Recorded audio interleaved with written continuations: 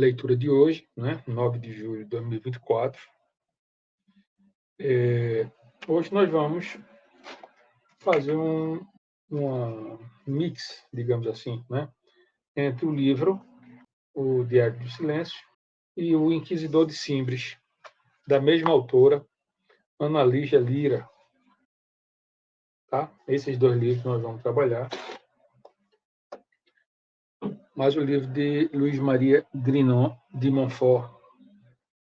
Nessa leitura, vamos falar um pouco do relacionamento aqui entre o padre Kerley e o Frei Estevão, né? Onde foi que eles se encontraram. E, a partir daí, a gente volta para o livro Inquisidor de Simbres para falar um pouco sobre o integralismo, como que a Cúria, né? Como o Bispado de Pesqueira pensava em relação a isso, né? Qual era o padre que estava, digamos assim, à frente desse movimento em nome da Diocese de Pesqueira. Ok?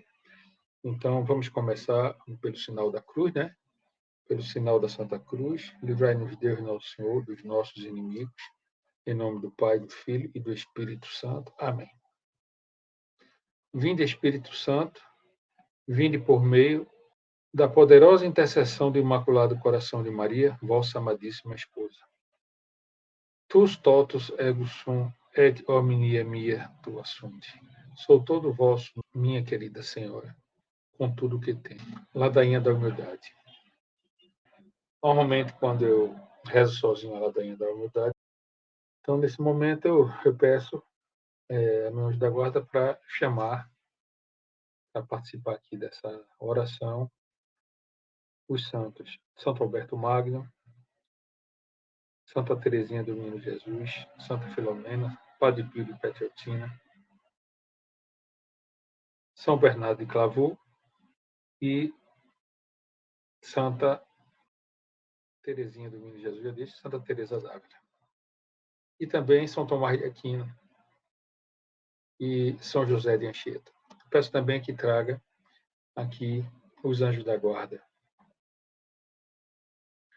de Padre Kerle, de Frei Estevão, ambos falecidos, de Conceição e de Maria da Luz, para rezar comigo esta ladainha.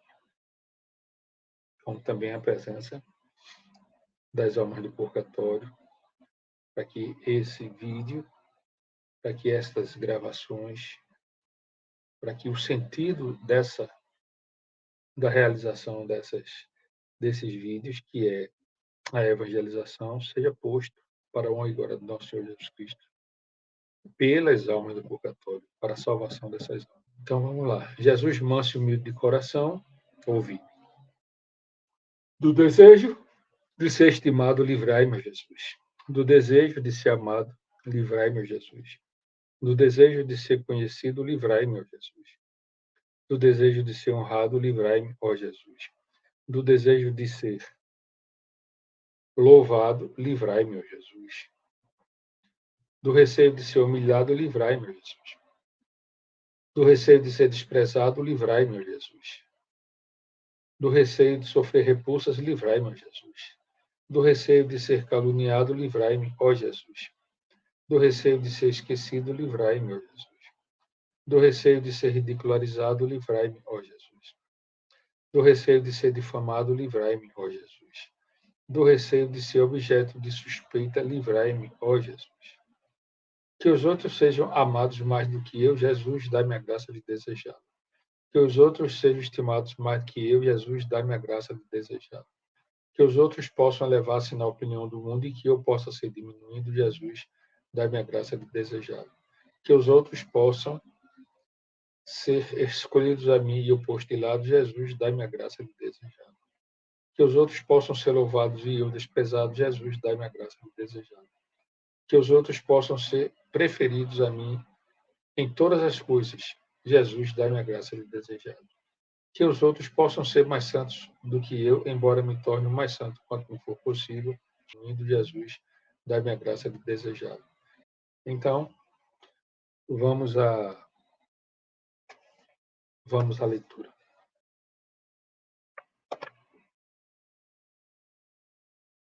Vou ler aqui a página 43 do livro O Diário do Silêncio.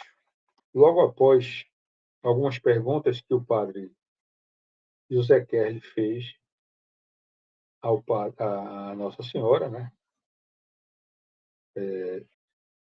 Sim, eu quero salientar que neste livro está o diário do padre Estevão, do Frei Estevão, não é? Que é um cura de uma cidade lá perto. Né? Começa aqui na página 33, descrevendo, né? Item 3, descrevendo as ocorrências e as perguntas do padre Kerle. Então, ele diz assim, segue a descrição da visita do padre José, que é José Kerle, no dia 20 de agosto ao sítio da Guarda. E aí vem, né? Mediante este convite, fui no dia 20 de agosto ao sítio da Guarda, onde encontrei a família supra-referida e as duas meninas. Ao chegar, Maria da Luz me disse, quando o senhor e meu pai estavam subindo a serra, nós duas, Maria da Conceição e eu, estávamos na pedra, e de lá podíamos ver Vossa Reverendíssima. Eu então disse à imagem, lá vem padre. E ela sorriu-se. Depois de um curto descanso, segui com o senhor Arthur e as meninas ao local que fica uns 400 a 500 metros de distante da casa, dentro de serrotes acima de uma laje, onde só pudemos galgar a pés descalços. Durante a subida, mostrei-me admirado porque a imagem queria somente a minha pessoa. E Maria da Luz disse-me. Perguntei à santa se ela queria falar com algum padre e ela respondeu que sim. Perguntei ainda se, com o padre Manuel Marques? E ela respondeu, não. Com um dos padres do convento? Também respondeu, não. Com o padre Alfredo Câmara? Sempre o mesmo, não. Mas então, com que padre? Respondeu-me ela, com aquele que escreveu as perguntas.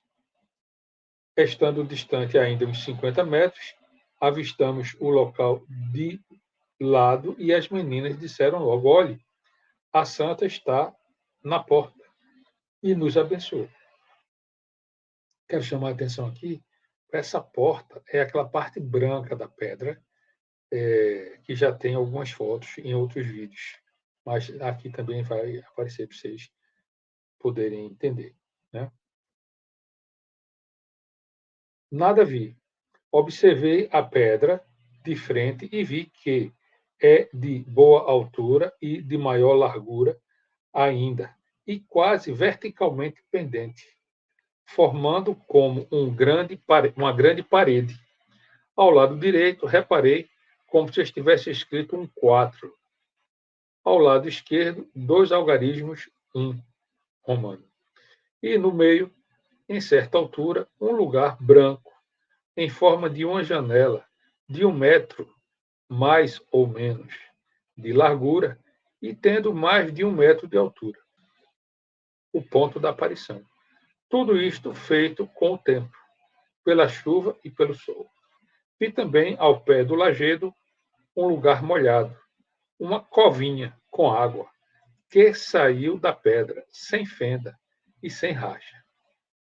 Perguntei o que significava aquela água e a menina disse o seguinte: pedi à imagem que me desse um sinal para que os outros acreditassem na aparição e respondeu-me que dava uma água. É, pois, a referida água. Bom, eu vou parar por aqui para pular da página 34 para a página para a página 43.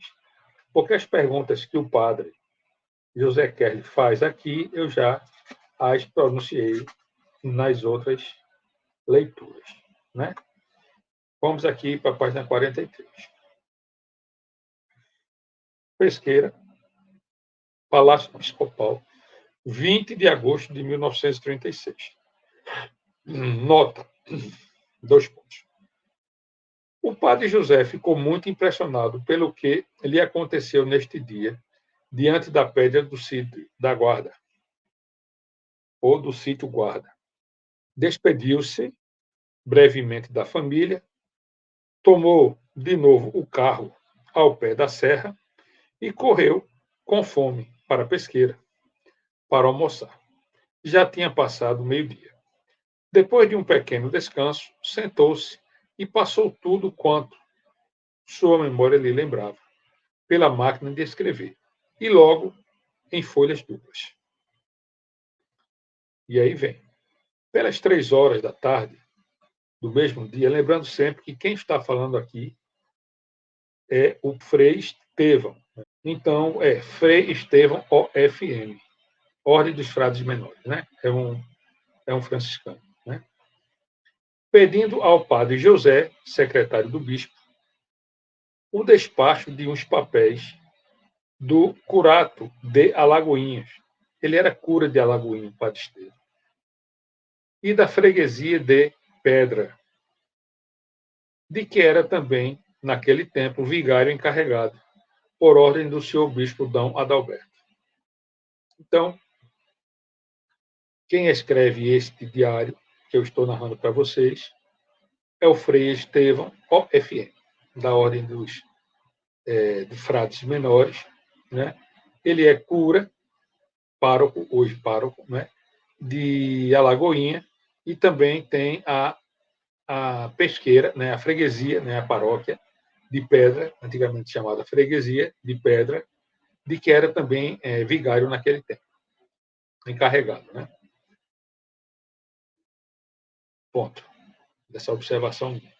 O secretário, padre José, despachou os papéis e disse, então,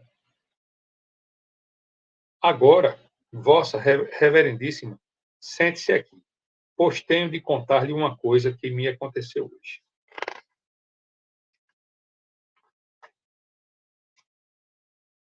Aqui, a partir da página 45, item 4, segue a conversa dos dois. Essa foi uma observação minha. Agora, está aqui no livro a mesma coisa. Segue a conversa dos dois sacerdotes. Foi escrita por Frei Estevão. O padre José contou, então, tudo, mais ou menos, em resumo, e acrescentou: já escrevi tudo à máquina. O senhor pode levar uma duplicata e ler no convento com mais calma. Mas diga-me, qual é a sua opinião relativamente a estes acontecimentos? Hesitei em responder a esta pergunta, porém disse: se tudo o que Vossa Reverendíssima me contou é verdade e real, então parece que é Nossa Senhora que se manifestou. Entretanto, Vossa Reverendíssima deve também saber umas coisas que vou contar.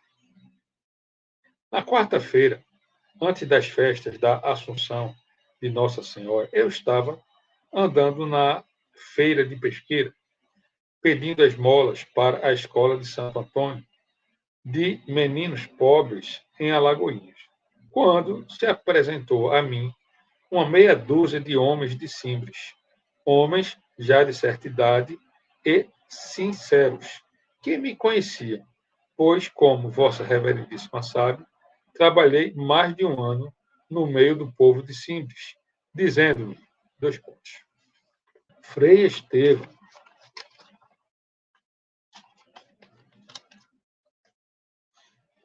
na serra, meia légua de Simbres,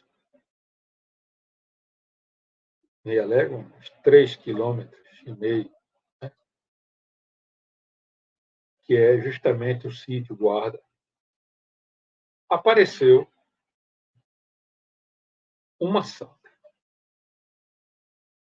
Mas só duas meninas estão vendo e falando com ela. Outras pessoas não veem nada, nem ouvem o que ela diz. Somente o que as meninas dizem, repetindo o que ouvem da santa. O que pode ser isto?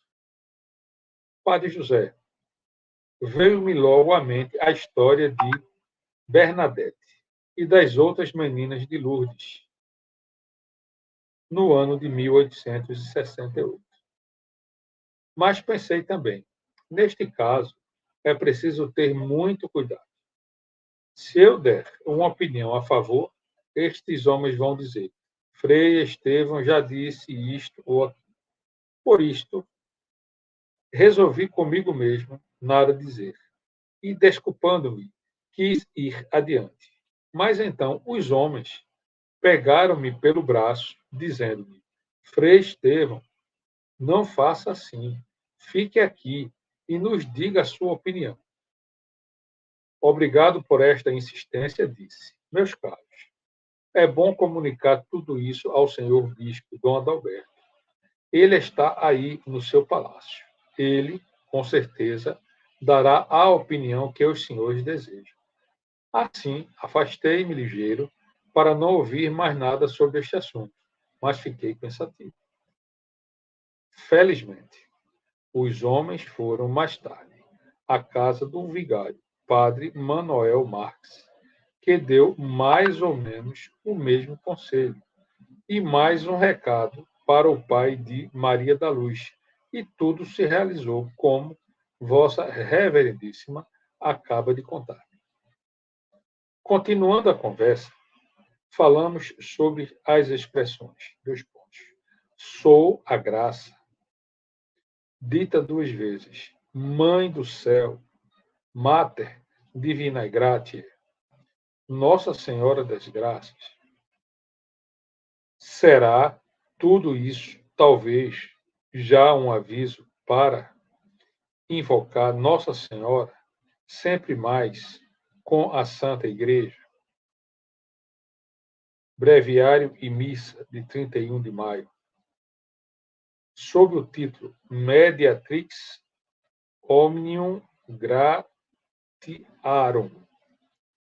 medianeira de todas as graças, parece que Nossa Senhora mesma, nestes tempos, quer levar os homens a invocá-la assim. Padre José disse então: não, não, não. Isso não entra em minha cabeça. Que Nossa Senhora deva ser a medianeira de todas as graças. Observe que nessa época ainda não se tinha a convicção teológica de que Nossa Senhora era a graça, como diz São Luís Maria Grignon de Montfort. Né? Nosso Senhor Jesus, Deus juntou todas as águas e chamou de mar. Deus juntou todas as graças e a chamou Maria. Então, eles ainda não tinham esta convicção teológica. Nem o padre José Kerley, nem o Frei Estevão. Olha só o que a narrativa do Frei Estevão, né? Falando o que disse o padre José. Não, não. Isso não entra em minha cabeça. Que Nossa Senhora deva ser a medianeira de todas as graças. De nosso Senhor Jesus Cristo, podemos e devemos crer assim, pois na missa, por exemplo, rezamos per ipsum com ipsum et in ipsum. De Maria não se diz da mesma maneira. Sim, disse eu. Também tenho as minhas dúvidas de que Maria deva ser a medianeira de todas as graças. Com outras palavras, que todas as graças, mesmo as mais insignificantes, venham a nós pelas mãos de Maria Santíssima. Embora São Bernardo, Santo Afonso de Ligório, Santo Alberto Magno, São Bernardino de Sena ensinem assim. Que fazer? Acho bom esperar, rezar, estudar e refletir mais, até que isto nos seja esclarecido. Quanto aos recentes acontecimentos do sítio Guarda, vamos ter cuidado e muita reserva. Foi esta a nossa resolução. Ponto. Ficaremos por aqui na página 47, para poder voltar para o livro O Inquisidor de Simples, a parte que fala em relação ao movimento integralista que estava acontecendo também nesta época. Aqui, a partir da página 179 do livro O Inquisidor. Último parágrafo. A fórmula do exorcismo foi aplicada, pois o padre temia se tratar de um evento diabólico. Vou voltar um parágrafo antes para compreender melhor isso aqui. Esta primeira carta, ele se refere à primeira carta de Maria da Luz. Foi enviada pela confidente de Nossa Senhora, Maria da Luz, antes da primeira visita do padre José Kerley ao local das aparições. Isso aqui é a reflexão da escritora, da autora do livro, Ana Lígia Lira. Né? Então, Ana Lígia está nesse momento aqui como narradora, né? Onisciente aqui do fato, e ela diz o seguinte: esta é a primeira carta, dentro das reflexões dela, né? Foi enviada pela confidente de Nossa Senhora, Maria da Luz, antes da primeira visita do padre José Kerley ao local das aparições. Pode parecer muito simplória, mas, teologicamente, ela tem uma profundeza sem precedentes. Nela, percebe-se que a primeira ação do padre José Kerley foi enviar perguntas a ser feitas à aparição, baseada em uma conhecida fórmula de exorcismo. Abre aspas. Quem pode mais do que Deus? Quis ut Deus. A fórmula de exorcismo foi aplicada, pois o padre temia se tratar de um evento diabólico. Em carta enviada ao reconhecidíssimo teólogo alemão Friedrich Ritter von Lama, ele deixa claro este medo e pede, inclusive, que von Lama pergunte a Therese Neumann, conhecida mística da Igreja Católica, se as aparições de Simbres eram de Deus.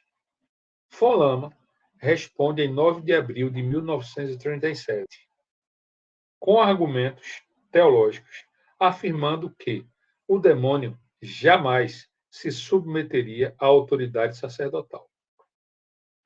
Portanto, se fosse o demônio, não teria mandado chamar um padre, como a aparição fez, e se submetido a um interrogatório.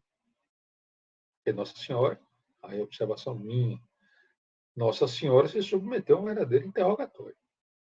E pelo que eu já ouvi falar, isso não aconteceu em aparição nenhuma. Isso é exclusivo da aparição de Simbres. Voltando aqui para a análise da autora, né? Analista. Aliás, este é um ponto peculiar nas aparições de Simbres, já que em nenhum outro evento Nossa Senhora se submete a algo do tipo. Tá? Respondeu aí o que eu falei. Envia ainda a resposta de Therese, que é: as aparições são de Deus. Em contrapartida, o padre Kerley também perguntou a Nossa Senhora em Simbres se as aparições de Therese, lá na Alemanha, são de Deus. Perguntou da seguinte forma: teu filho gosta de Teresa Neumann, de Konnersreuth? A resposta da aparição: sim. As suas aparições são verdadeiras? Nesse caso, está falando das aparições de Teresa Neumann. Sim, responde Nossa Senhora. A carta enviada por von Lama, já apresentada aqui dentro do texto do Diário do Padre e traduzida pelo próprio, representa um grande documento teológico e especifica o nível altíssimo das discussões sobre os eventos mariológicos de Simbres. Aqui é a carta, né?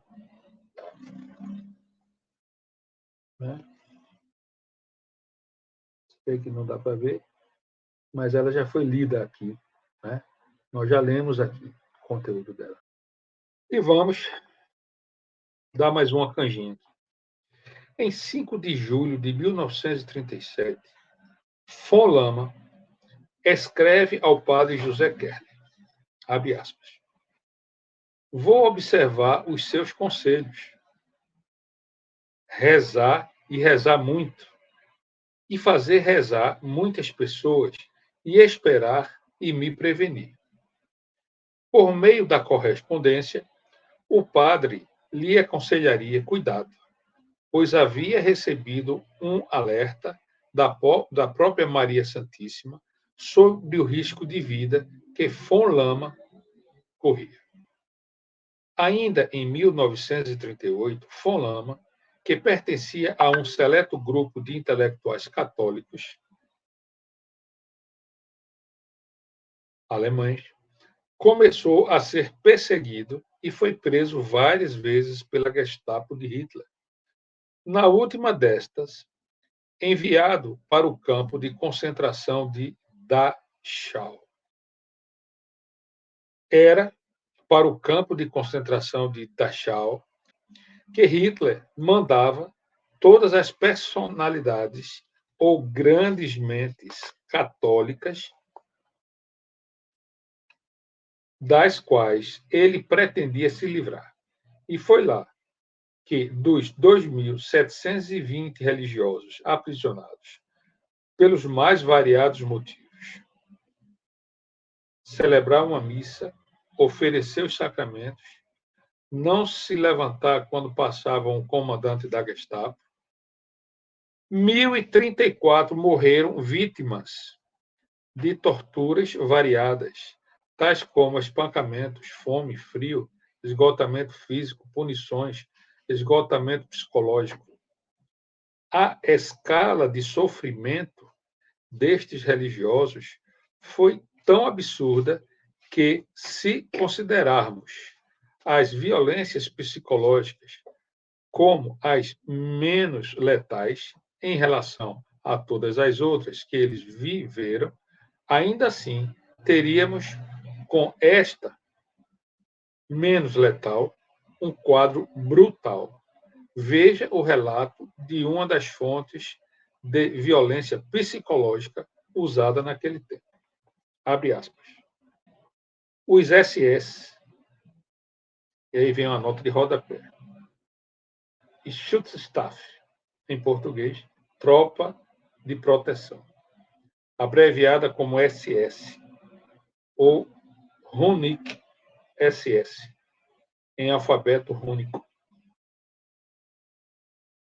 Foi uma organização paramilitar ligada ao Partido Nazista de Adolf Hitler, na Alemanha nazista, e mais tarde na Europa, ocupada pelos alemães durante a Segunda Guerra Mundial.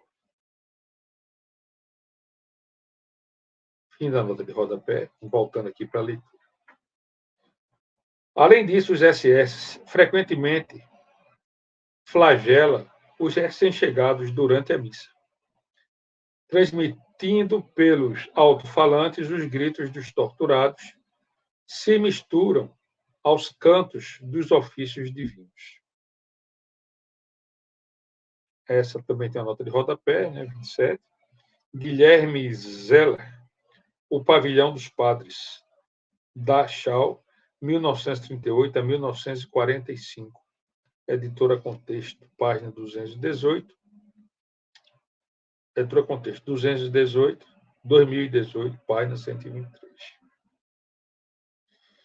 O campo de Dachau funcionou de 1938 a 1945 e era conhecido como o Pavilhão dos Padres ou Porão de Navio Negreiro, dadas as condições massacrantes. Ponto. E aqui existe uma nota de rodapé recomendando a leitura de Guilherme Zeller, O Pavilhão dos Padres, Dachau, 1938-1945, editora Contexto, 2018. É importante lembrar que Hitler não nutria simpatia por fé nenhuma, exceto o culto à sua pessoa.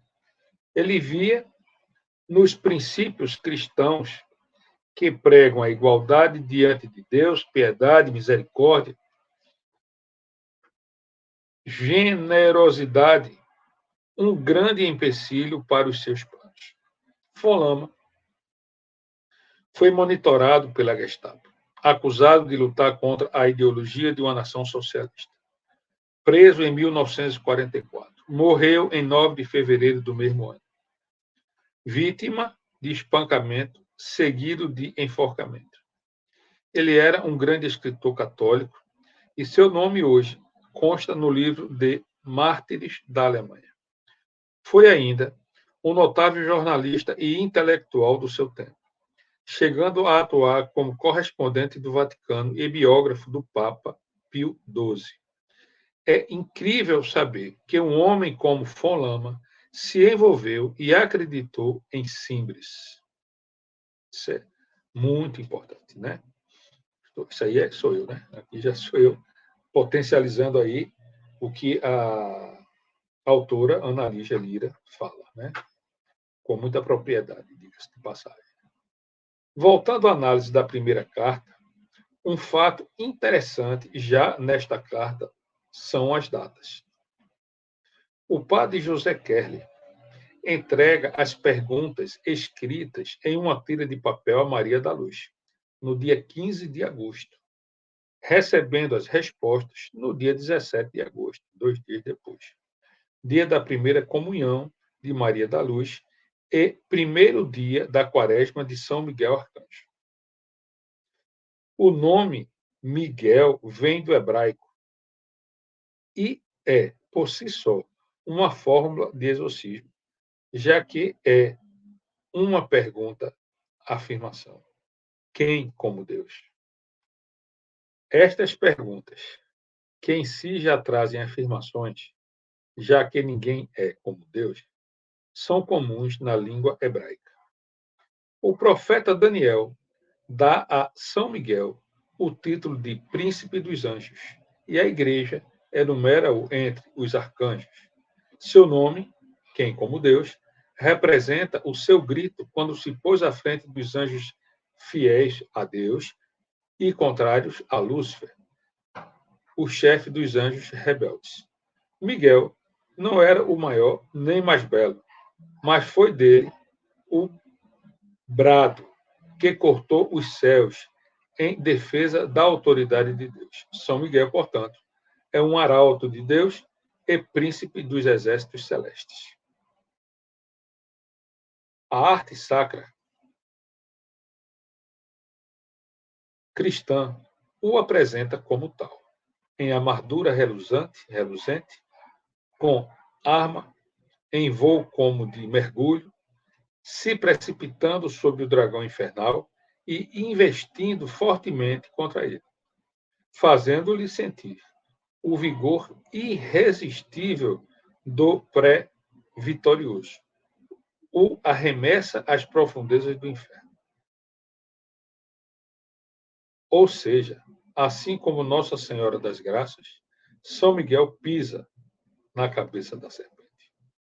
São Miguel é conhecido ainda por sua participação em um importante evento mariológico na história recente da Igreja, as aparições de Nossa Senhora em Fátima, Portugal, em 1917. Ele precede estes eventos, aparecendo por 3 vezes aos videntes e os preparando para a visita mariana. Lá, ele se apresenta como o anjo da paz. Mas não é só isso. Não por coincidência, os índios, habitantes da região onde ocorreram as aparições, em Simples, o povo Chucuru do Ororubá, já festejavam ancestralmente, durante o mês de julho, a festa de Nossa Senhora das Montanhas e, em setembro, a festa de São Miguel. A devoção a Maria Santíssima entre aqueles indígenas remonta ao século XVII, quando eles encontraram uma pequena imagem na mata e a chamaram de Mãe Tamaim. A devoção a São Miguel não tem data de início conhecida e os índios não sabem explicar o motivo. O interessante é que tanto Maria Santíssima quanto São Miguel já pareciam estar ali antes do registro oficial das aparições em 1936. Aliás, quando o padre pergunta se já faz tempo que Nossa Senhora estava naquela terra, ela faz sinal que sim. E aí, uma observação minha, ela faz sinal com os dedos, coisa assim. Tem, né? Nas perguntas, as meninas dizem isso. Né? Voltando aqui para a página 135. Levando em conta as pessoas com as quais o padre José trocava correspondência, não é erro dizer que há uma enorme rede de grandes personagens, mártires e possíveis santos que se envolveram em tudo o que dizia respeito a estas aparições. Quando elas ocorreram? Na época, essas pessoas eram gente comum, mas hoje, olhando após quase 100 anos, elas são reconhecidas pela Igreja e pela história por seus grandes feitos. É como se todas, ao mesmo tempo, tivessem sido chamadas e foram, de fato, os pioneiros no estudo e na busca de entendimento desse assunto. É como se uma voz ecoasse do céu aos seus corações, dizendo que eles precisavam tomar parte nisso. E eles tomaram. O primeiro veículo de imprensa a publicar algo sobre as aparições de Simples, de forma séria e concentrada, foi o anuário alemão Königshartes Diablo, na sua edição correspondente ao ano de 1937. Descobri que esta revista era de propriedade de Friedrich Ritter von Lama, ou seja, a publicação foi fruto das correspondências trocadas com o padre José Kelly. Quem vai dar outra voz a esta publicação no Brasil, reproduzindo o artigo de Königshartes Diablo, é o teólogo, padre e agora servo de Deus, Jules Marie de Lombard, que dedica ao assunto um capítulo inteiro de sua renomada obra. O fim do mundo está próximo. Profecias antigas e recentes, lançado em 1939. Padre Jules Friedrich e Padre Kelly trocaram farta correspondência.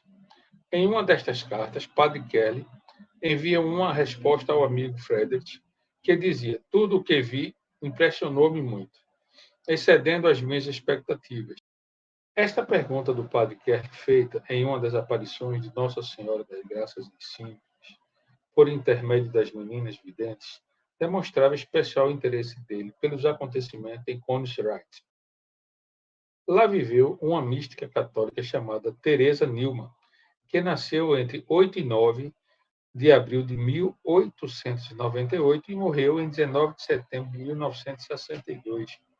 Ela era membro da Ordem Terceira de São Francisco, de origem muito pobre, cujo maior desejo era tornar-se missionária católica na África. Este sonho teve fim quando, aos 20 anos de idade, Therese Neumann viu um grande incêndio na propriedade do seu tio e, na ânsia de ajudar, de tanto passar baldes de água, sofreu uma grave lesão na espinha medular que lhe provocou a paralisia das pernas e a cegueira completa. Therese passava todos os seus dias em oração, mas um dia aconteceu o milagre da sua cura na presença do padre Naber, vou falar portuguesando, que assim conta os fatos. Dois pontos, abre aspas. Therese escreve a visão de uma grande luz, enquanto uma voz extraordinariamente doce lhe pedia que tivesse vontade de se curar. A surpreendente resposta de Teresa foi que tudo seria bom para ela, sarar, ficar doente, ou porventura morrer, porém que fosse feita a vontade de Deus. Por algum tempo, Teresa viveu em boas condições, mas desde 1926 teve importantes experiências místicas que duraram até a sua morte. Os estigmas e o jejum completo, com a Eucaristia como sua única alimentação. Uma petição pedindo sua beatificação foi assinada por 40 mil pessoas. Em 2005, Gerhard Ludwig Müller, bispo de Regensburg, aí eu estou portuguesando, declarou formalmente aberto o processo para sua beatificação no Vaticano. Interessante que, após nova correspondência do padre Kelly, insistindo por mais uma resposta de Therese sobre Simples, este recebeu a seguinte resposta: o que havia de ser dito já foi dito. Esta resposta de Therese nos remete ao que Nossa Senhora teria dito quando o então bispo de Pesqueira lhe pediu um sinal, e ela disse que já tinha dado o suficiente. Em outras palavras, o que havia de ser dito já foi dito. Ainda cabe aqui a análise da resposta de Nossa Senhora quando perguntada quem ela era. Ela responde: eu sou a graça. Teologicamente, a explicação para estas 4 palavras é quase que infinita em beleza e profundidade. Trata-se de algo tão importante para a Igreja Católica que o então Papa, hoje Santo, São João Paulo II, dedicou a bela encíclica Redemptoris Mater sobre a bem-aventurada Virgem Maria na vida da Igreja, que está a caminho, 1987, 25 de março. Um documento surpreendente que merece a leitura atenta de cada católico. Redemptoris Mater. Bom, aqui vem a segunda carta de Maria da Luz. Essa segunda carta vai ficar para a próxima leitura. É onde se vê a questão do integralismo, a ação integralista brasileira. Foi um movimento político, ultranacionalista, corporativista, etc, etc, etc. Mas vai ficar para a próxima aula.